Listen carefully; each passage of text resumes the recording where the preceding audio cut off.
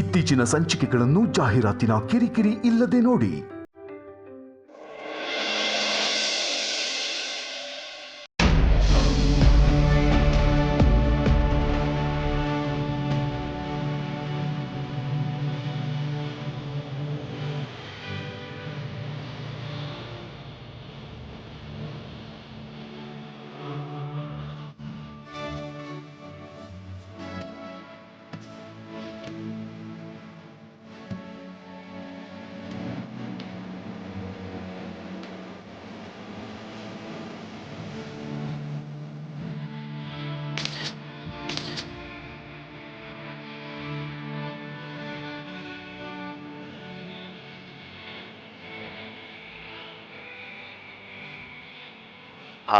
ವಿಕ್ರಾಂತ್ ಇಷ್ಟ here.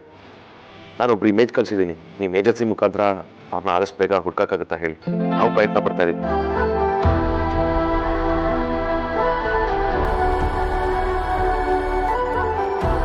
Okay, thank you.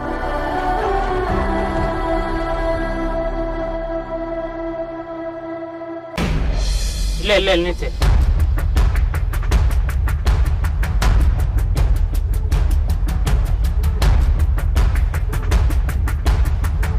$150 double ಕೊಡ್ತೀನಿ ಅಂತ ಹೇಳಿದ್ರಿ, 300 ಕೊಡಿ. 300 ಯಾಕೆ ಸರ್? 500 ಕೊಡೋಣ. ಇಳಿರಿ ಸರ್. ಪರವಾಗಿಲ್ಲ ಸರ್, ದುಡ್ಡು ಕೊಡಿ, ನಾನು ಹೋಗ್ಬೇಕು. ಇಳಿರಿ ಸರ್. ಇಳೀರಿ ಸರ್. ಇಳಿಬೇಕಾ?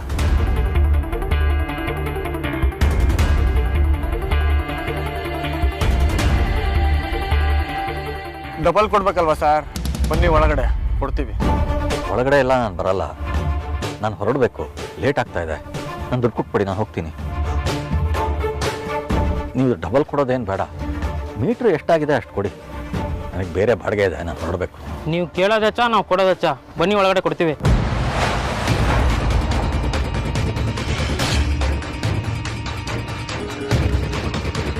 ನೀವು ಬಾಡಿಗೆ ಕೊಡದೇ ಇದ್ರು ಪರವಾಗಿಲ್ಲ, ಕೈ ಬಿಡಿ, ನಾನು ಹೋಗಬೇಕು. ಡ್ರೈವರ್ ಅಣ್ಣ, ದುಡ್ಡು ಕೊಡದೆ ಹೋದ್ರೆ ಮೋಸ ಆಗಲ್ವಾ? ಬನ್ನಿ ಒಳಗೆ ಕೊಡ್ತೀವಿ. ನೋಡಿ, ಒಳ್ಳೆ ಮಾತಿಂದ ಬಿಟ್ಟರೆ ಸರಿ, ಇಲ್ಲಾಂದ್ರೆ ಪೊಲೀಸ್ ಕಂಪ್ಲೇಂಟ್ ಕೊಡಬೇಕಾಗತ್ತೆ. ಬರ್ತಿರೋ ಇಲ್ವೋ?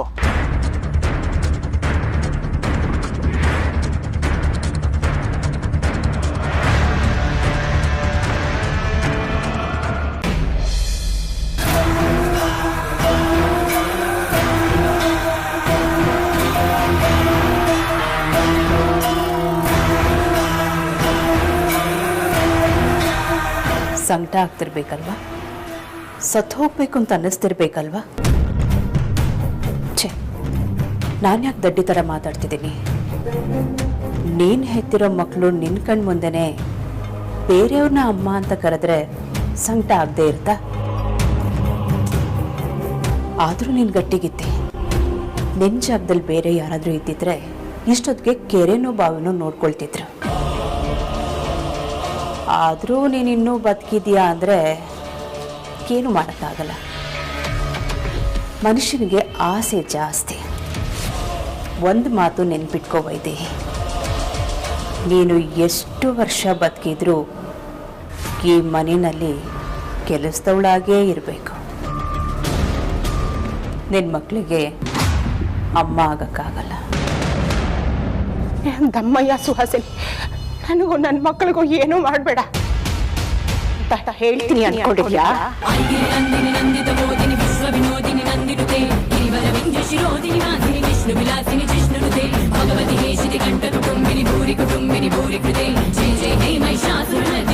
ಇನ್ನ ನಿನ್ ಹೆದರಲ್ಲ ಸುಹಾಸಿನಿ.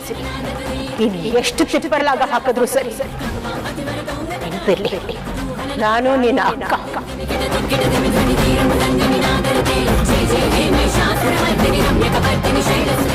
ನೀರು ಕುಡಿಸಿದ್ರೆ ನಾನು ನಿನಗೆ ವಿಷ ಕುಡಿಸ್ತೀನಿ. ಏನ್ ಮಾಡ್ಕೋತೀವಿ ಮಾಡ್ಕೊ ಹೋಗೆ. ನಾನಿವತ್ತು ನನ್ನ ಮಕ್ಕಳಿಗೆ ನಾನೇ ಅವ್ರ ಅಮ್ಮ ಅನ್ನೋ ಸತ್ಯನ ಹೇಳ್ತೀನಿ. ಯಾರ ಹತ್ರ ಮಾತಾಡ್ತಿದ್ಯಾ ಅಂತ ಗೊತ್ತಿದೆ ತಾನೆ?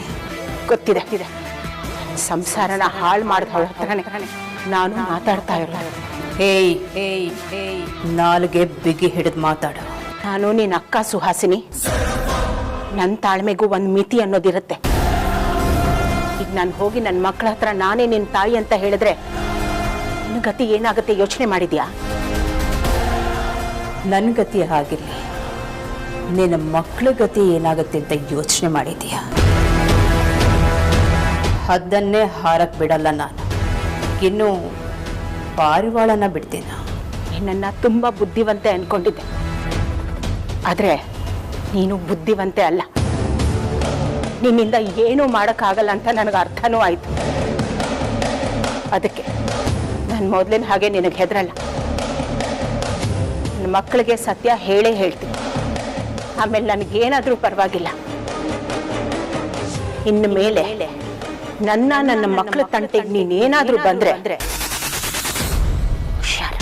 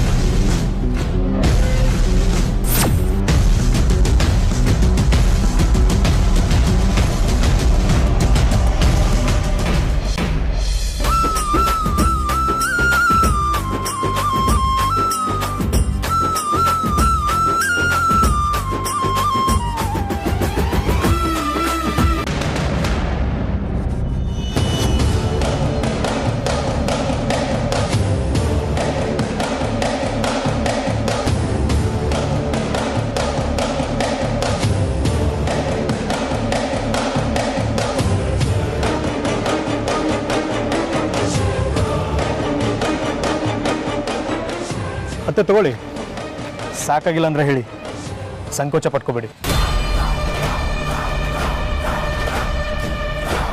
ತಗೋ ಚಿನ್ನ, ಇದು ನಿನಗೆ ತಂದಿರೋದು.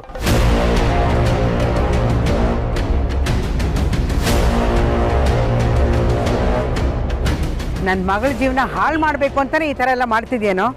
ಎಳೆ ಮಲ್ಗೆ ಥರ ಇರೋ ನಿಮ್ಮ ಮಗಳಿಗೆ, ಐ ಮೀನ್ ನನ್ನ ಹೆಂಡತಿಗೆ ನಾನೇ ಹೂ ಮುಡಿಸ್ತೀನಿ.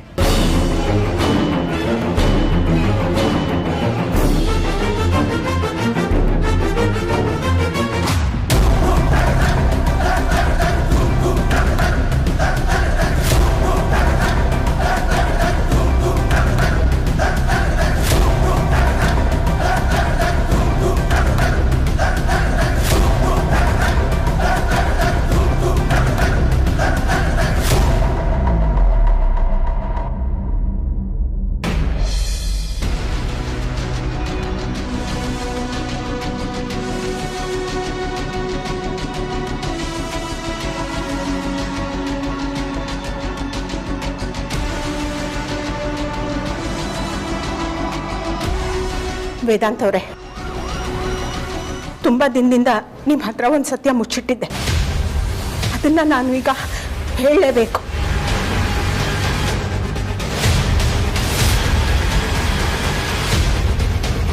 ಹೇಳಿ.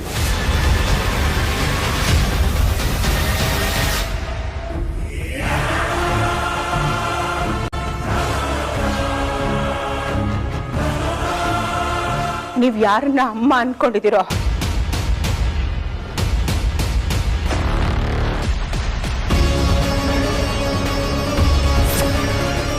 ಅವ್ರು ನಿಮ್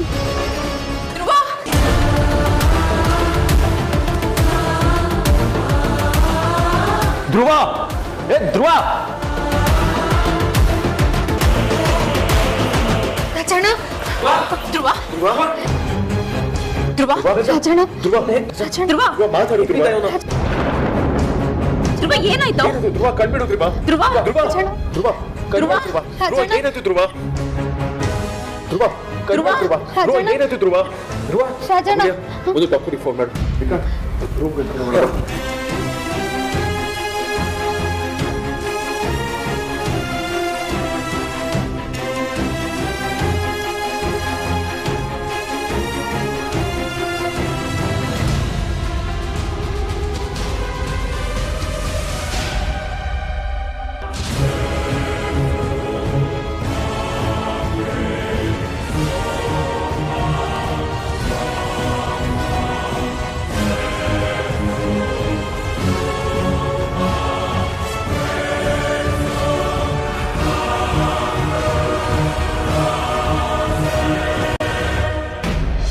ವ್ಯವಸ್ಥೆ ಇದು ಕೆಟ್ಟ ಪ್ರಪಂಚ. ಒಳ್ಳೆತನಕ್ಕೆ ಕಂದಾಯ ಕೇಳುತ್ತೆ. ನಾನು ಮುಂಚೆ ಒಳ್ಳೆಯವನಾಗೇ ಇದ್ದೆ, ಆದರೆ ಒಳ್ಳೆಯವರು ನನ್ನನ್ನು ಕೆಟ್ಟದಾಗ ನಡೆಸ್ಕೊಂಡ್ರು. ಅನಿವಾರ್ಯ, ನಾನು ಕೆಟ್ಟವನಾಗಬೇಕಾಯ್ತು. ಮತ್ತೆ ಯಾಕೋ ಒಳ್ಳೆಯವನ್ ಅನ್ಕೊಂಡು ನಮ್ಮನೆ ಸಂಬಂಧ ಬೆಳೆಸೋಕೆ ಬಂದೆ? ನಿಮ್ಮ ಮಗಳನ್ನ ಪಡ್ಕೋಬೇಕು ಅನ್ನೋ ಹುಚ್ಚು ಜಾಸ್ತಿ ಆಯಿತು. ಅದಕ್ಕೆ ಒಳ್ಳೆಯವನ ಥರ ನಾಟಕ ಮಾಡಿದೆ. ಆದರೆ ಏನು ಮಾಡೋದು, ಈ ಒಳ್ಳೆಯವನು ಅನ್ನೋ ಕ್ಯಾರೆಕ್ಟರು ನನಗೆ ಸೆಟ್ ಆಗಲ್ಲ. ಅದು ಅಲ್ಲದೆ ನಾನು ಸರಿ ಇಲ್ಲ, ಲೋಫರ್ ಅನ್ನೋದು ನಿಮ್ಗೆ ಗೊತ್ತಾಗೋಗಿದೆ. ಅಂದಮೇಲೆ ನಾನು ಒಳ್ಳೆಯವ್ರ ಥರ ನಾಟಕ ಮಾಡಿ ಪ್ರಯೋಜನ ಇಲ್ಲ. ಅದಕ್ಕೆ ನಾನು ಕೆಟ್ಟವನಾಗೇ ಇರ್ತೀನಿ.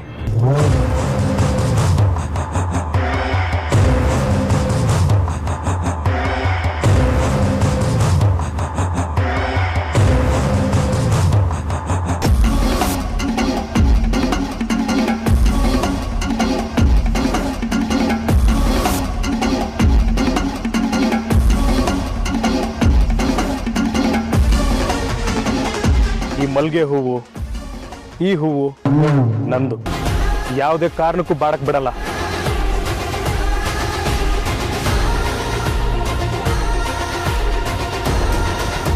ಬೇರೆಯವ್ರು ಕೊಂಡ್ಕೊಳಕ್ ಬಂದ್ರೆ ಕತ್ತರಿಸಾಕ್ಬಿಡ್ತೀನಿ. ಇವ್ರ ಮೇಲೆ ನನಗೆ ಹೆವಿ ಲವ್ ಆಗಿದೆ. ಮದುವೆ ಆದರೆ ಇವಳನ್ನೇ ಆಗಬೇಕು ಅಂತ ಫಿಕ್ಸ್ ಆಗಿದ್ದೀನಿ. ನೀವು ಇವಳನ್ನ ಕೊಟ್ಟು ಮದುವೆ ಮಾಡಿದ್ರೆ 4 ಜನ ಮೆಚ್ಚೋ ಥರ ಸಂಸಾರ ಮಾಡಿ ತೋರಿಸ್ತೀನಿ. ಅದು ಬಿಟ್ಟು ನನಗೆ ಗೊತ್ತಿಲ್ಲದೆ ಬೇರೆ ಯಾರಿಗಾದ್ರೂ ಕೊಟ್ಟು ಮದುವೆ ಮಾಡಿದ್ರೆ ಇವಳು ಸಂಸಾರನ ಬರ್ಬಾದ್ ಮಾಡಿಬಿಡ್ತೀನಿ.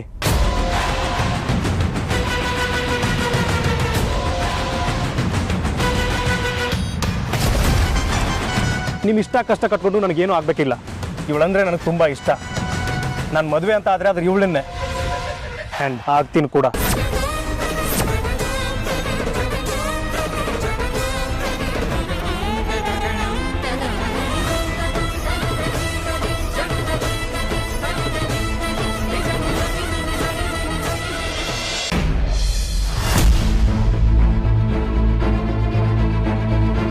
ಡಾಕ್ಟರ್ ಫೋನೇ ಪಿಕ್ ಮಾಡ್ತಿಲ್ಲ. ಕಮಾನ್ ಡಾಕ್ಟರ್.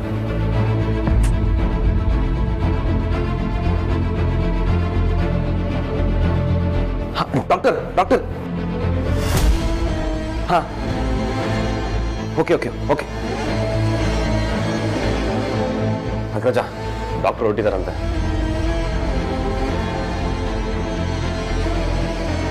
ಎಲ್ಲರೂ ಧ್ರುವನ್ ವಿಚಾರದಲ್ಲಿ ಇಷ್ಟು ನೆಗ್ಲೆಕ್ಟ್ ಯಾಕೆ ಮಾಡ್ತಿದ್ದಾರೆ ಅಂತ ನನಗೆ ಅರ್ಥ ಆಗ್ತಿಲ್ಲ ವಿಕ್ರಾಂತ್.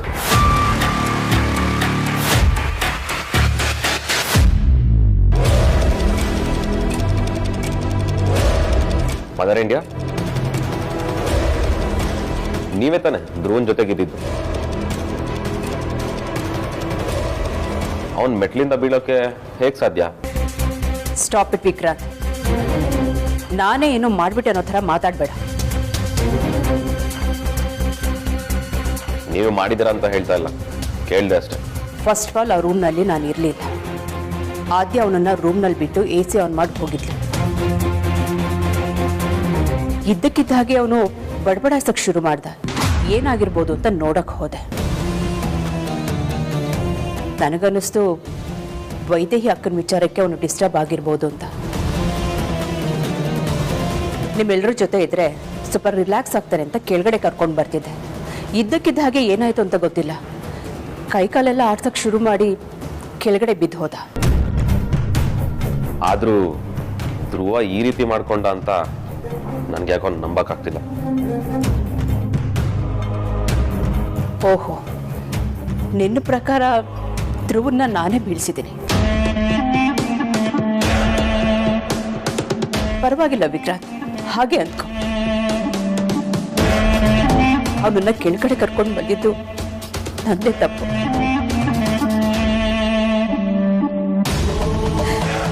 ಎಷ್ಟೇ ಆಗ್ಲಿ ತಾನೇ ಚಿಕ್ಕಮ್ಮ ಅಲ್ವಾ? ಮಾ ಪ್ಲೀಸ್ ಮಾ, ದಯವಿಟ್ಟು ಹಾಗೆ ಮಾತಾಡ್ಬೇಡಿ. ಮತ್ತೆ ಟೈಮ್ ಸರಿ ಇಲ್ಲ. ವಿಕ್ರಾಂತ್ ಸೈಲೆಂಟ್ ಆಗಿರೋ. ಎಲ್ಲ ಕಡೆ ನೀನು ಅಧಿಕ ಪ್ರಸಂಗನ ತೋರಿಸ್ಬೇಡ. ಅಲ್ಲ ಅಗ್ರಜ, ವಿಕ್ರಾಂತ್ ಶಟ್ ಅಪ್, ಸೈಲೆಂಟ್ ಆಗಿರೋ ಅಂತ ಹೇಳ್ದೆ ತಾನೆ.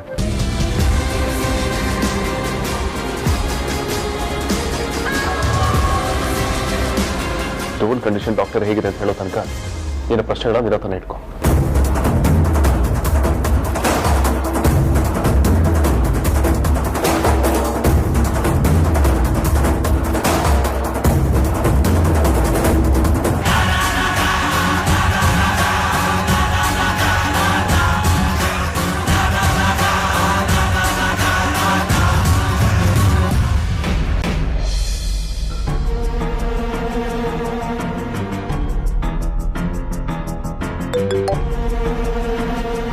ಹಾ ಅದಿತಿ, ನಂಗೆ ಏನು ಹೇಳಬೇಕು ಅಂತಾನೆ ಗೊತ್ತಾಗ್ತಿಲ್ಲ. ಅದಕ್ಕೆ ನಂಗೆ ಯಾಕೋ ತುಂಬ ಭಯ ಆಗ್ತದೆ. ಭಯನಾ? ಯಾಕದಿತಿ? ಮನೇಲೆಲ್ಲ ಹುಷಾರಾಗಿದ್ದಾರೆ ತಾನೆ? ಅದಕ್ಕೆ ನಾನು ಅಮ್ಮ ದೇವಸ್ಥಾನಕ್ಕೆ ಬಂದಿದ್ವಿ. ಇಲ್ಲಿ ತೇಜ ಸಿಕ್ಕಿದ.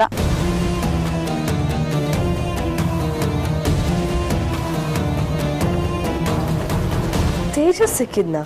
ಹಾ, ಅದಕ್ಕೆ ಅವ್ನು ನಮ್ಮ ಹತ್ರ ಎಷ್ಟು ಕೆಟ್ಟದಾಗ ನಡ್ಕೊಂಡ ಗೊತ್ತಾ? ಅಷ್ಟೇ ಅಲ್ಲ, ಅದಕ್ಕೆ ನನ್ನನ್ನು ಮುಟ್ಟೋದಕ್ಕೆಲ್ಲ ಬಂದ.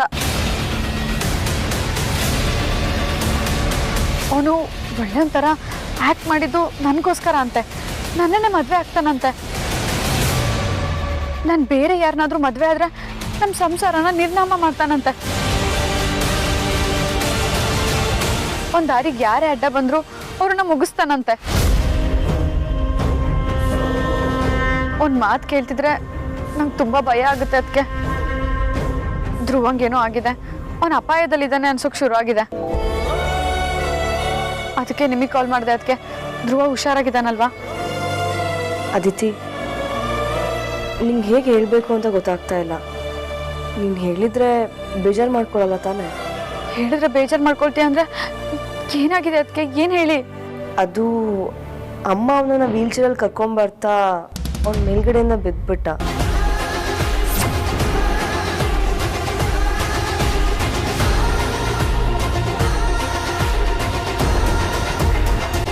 ಅಮ್ಮ, ಏನೂ ಆಗಲ್ಲ. ನೀವು ಧೈರ್ಯ ತಂದ್ಕೊಡಿ, ನಾನಿದ್ದೀನಿ. ಅವ್ನು ಏನು ಮಾಡೋದಕ್ಕೆ ನಾನು ಬಿಡೋದಿಲ್ಲ. ನೀವು ಆಟೋದ ಮನೆಗೆ ಹೋಗ್ಬೇಡಿ, ಅಲ್ಲಿ ಕಾರ್ ಕಳಿಸ್ತೀನಿ, ಅದ್ರ ಮನೆಗೆ ಹೋಗಿ. ಆಯ್ತಪ್ಪ.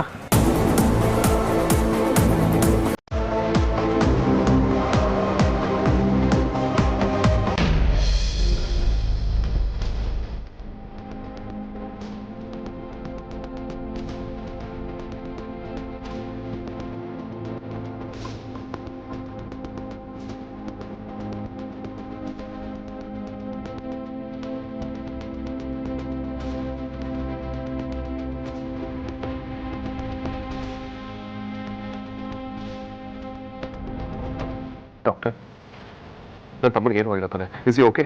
ಸಾರಿ ಮಿಸ್ಟರ್ ವೇದಾಂತ್, ಅವ್ರ ಸ್ಪೈನ್ಗೆ ಬಲವಾದ ಪೆಟ್ಟು ಬಿದ್ದಿರೋದ್ರಿಂದ ಇನ್ಮೇಲೆ ಅವರು ಬೆಡ್ ರೆಸ್ಟಲ್ಲಿ ಇರಬೇಕಾಗುತ್ತೆ.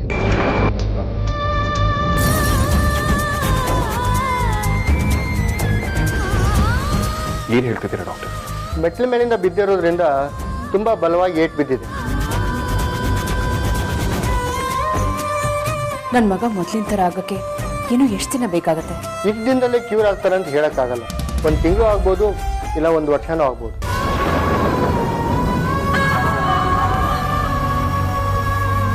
ನೀವು ಅವ್ರನ್ನ ಎಷ್ಟು ಚೆನ್ನಾಗಿ ನೋಡ್ಕೋತೀರಾ ಅನ್ನೋದ್ರ ಮೇಲೆ ಡಿಪೆಂಡ್ ಆಗುತ್ತೆ. ಡಾಕ್ಟರ್, ಧ್ರುವನ ಆರೋಗ್ಯ ಮೊದಲೇ ಸರಿ ಇಲ್ಲ. ಈಗ ಮತ್ತೆ ಸ್ಟೇಟ್ ಬೇರೆ ಮಾಡ್ಕೊಂಡು ಫರ್ದರ್ ಕಾಂಪ್ಲಿಕೇಶನ್ಸ್ ಏನೂ ಆಗೋದಿಲ್ಲ ತಾನೆ? ಸಾರಿ ಮಿಸ್ಟರ್ ವೇದಾಂತ್, ಈಗಲೇ ಏನು ಹೇಳೋಕ್ಕಾಗಲ್ಲ. ಬಟ್ ಕಂಡೀಷನ್ಸ್ ಕ್ರಿಟಿಕಲ್ ಇಲ್ಲ ಅಂತ ಸಮಾಧಾನ ಮಾಡ್ಕೋಬೋದು ಅಷ್ಟೇ.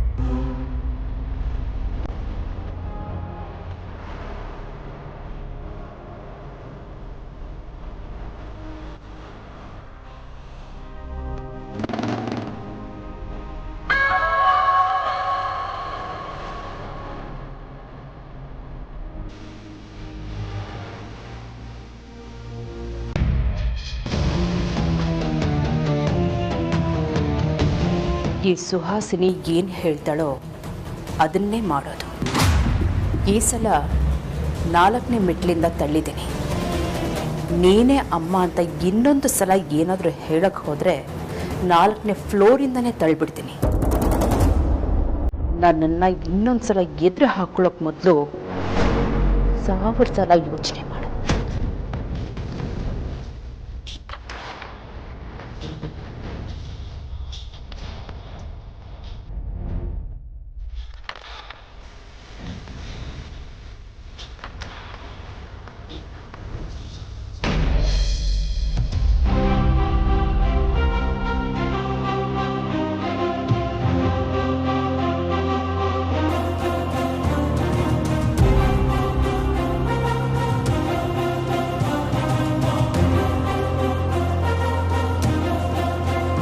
ಬಾಸ್, ಅದೇ ಅವನ ಮನೆ. ಕಾಂತವನ ಬಗ್ಗೆ ನಾನು ಚೆನ್ನಾಗಿ ಇನ್ಫಾರ್ಮೇಶನ್ ಕಲೆಕ್ಟ್ ಮಾಡಿದ್ದೀನಿ. ಇದೊಂದು ಮನೆ ಅಲ್ಲ. ಅಯ್ಯೋ ಬಾಸ್, ಅವನನ್ನ ಮಾತ್ರ ನಂಬೇಡಿ, ಅವನು ದೊಡ್ಡ ಫ್ರಾಡು. ನಾಯಿನ ನರಿ ಅಂತ ಬೇಕಾದ್ರೂ ನಂಬಿಸ್ಬಿಡ್ತಾನೆ. ನನಗೆ ಗೊತ್ತಿರೋ ಪ್ರಕಾರ 100% ಅವನು ಇದೇ ಮನೇಲಿರೋದು.